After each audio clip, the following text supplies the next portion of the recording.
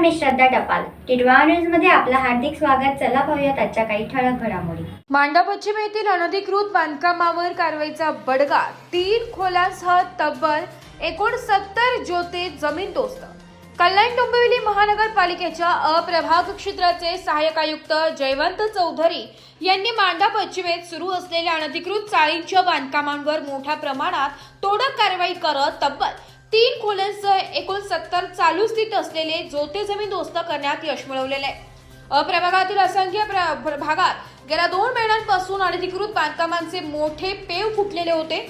एकीकडे केडीएमसी निवडणुका असल्यामुळे अधिकारी कर्मचारी वर्ग निवडणुकांच्या कामात व्यस्त असल्याचा फायदा घेत बल्लाणी, उंबरणे, मोहेली रोड, मांडा पश्चिम, 90 फीट रोड, गणेशवाडी, हरिओम वेलीच्या परिसर, मधुबन सोसायटी मागील परिसरात, बल्लाणी माताजी मंदिर परिसर, वैष्णोदेवी माता मंदिर, उंबरणी पाण्याच्या टाकीजवळील परिसर, बल्लाणी रेल्वे पटरीजवळ इत्यादी ठिकाणी मोठ्या प्रमाणात अनधिकृत बांधकामे सुरू होती. तसेच अनधिकृत बांधकामांबाबत वरिष्ठ पातळीवर असंख्य तक्रारी देखील केल्या होत्या.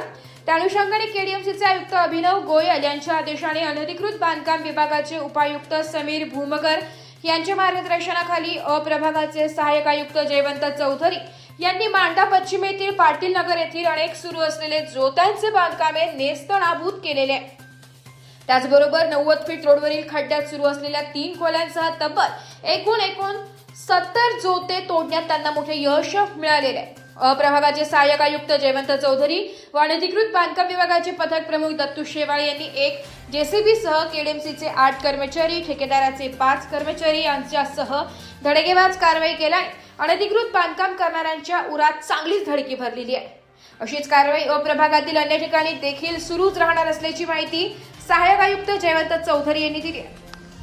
Bureau report, Titwala news, Titwala. तर या होत्या आजच्या काही ठळक घडामोडी. उद्या पुन्हा भेटू याच ठिकाणी. धन्यवाद.